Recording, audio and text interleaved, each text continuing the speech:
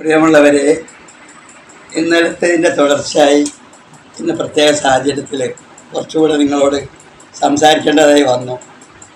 പിന്നെ KC Venugopal, Ramesh Chennithala, PD Satheesan ഇവർ 3 പേരും മുഖ്യമന്ത്രിയാവാൻ എന്തുകൊണ്ടും യോഗ്യതയുള്ളവരാണ്. നമ്മുടെ വികാരങ്ങളും നമ്മൾ ഹൈക്കമാൻഡിനെ അറിയിച്ചു കഴിഞ്ഞു.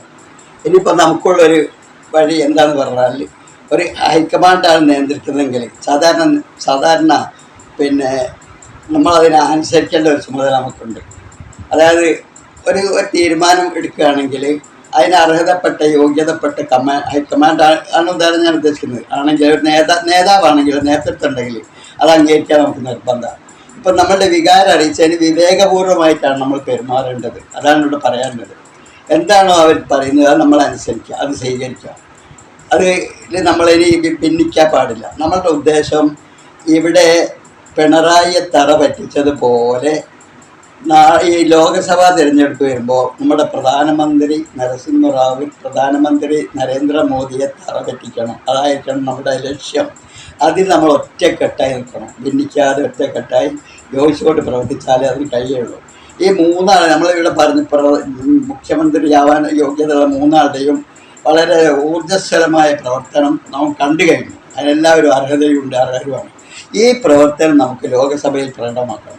അതിന് നമ്മളിവിടെ ഇപ്പോൾ നമ്മുടെ ബഹുമാനപ്പെട്ട രാഹുൽ ഗാന്ധി, അവിടെ നമ്മുടെ സി ജോർജ് വിജയ് എന്നാണ് ഞാൻ ഓർക്കുന്നത് ആളുടെ പേര്, അയാളുമായിട്ട് കോർത്ത് പിടിച്ച് അയാൾ വളരെയധികം സൗഹാർദ്ദപൂർവ്വം പിന്നെ സ്വീകരിച്ച് എൻ്റെ മൈ ബ്രദർ എന്നാണ് പറഞ്ഞ്, നമ്മൾ രാഹുൽ ഗാന്ധിനെ കൊണ്ട് മൈ ബ്രദർ എന്നാണ് പറഞ്ഞത്.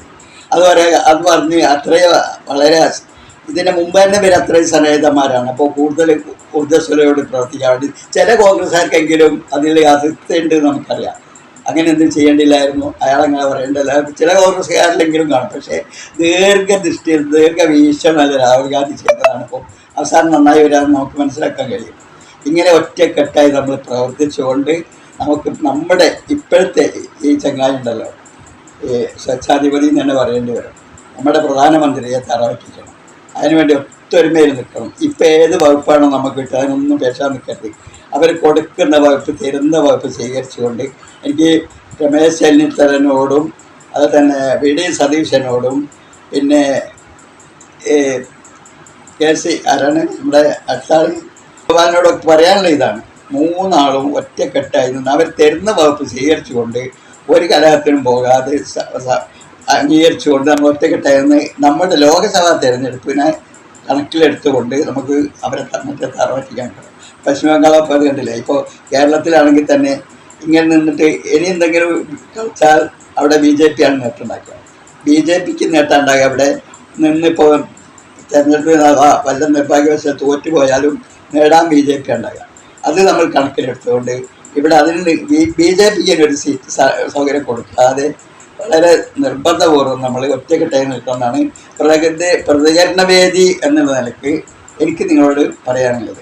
എനിക്ക് കൂടുതലും ഞാൻ പറയുന്നില്ല, വേണ്ടതുപോലെ ചെയ്യുമെന്ന് ഞാൻ വിശ്വസിക്കുന്നു.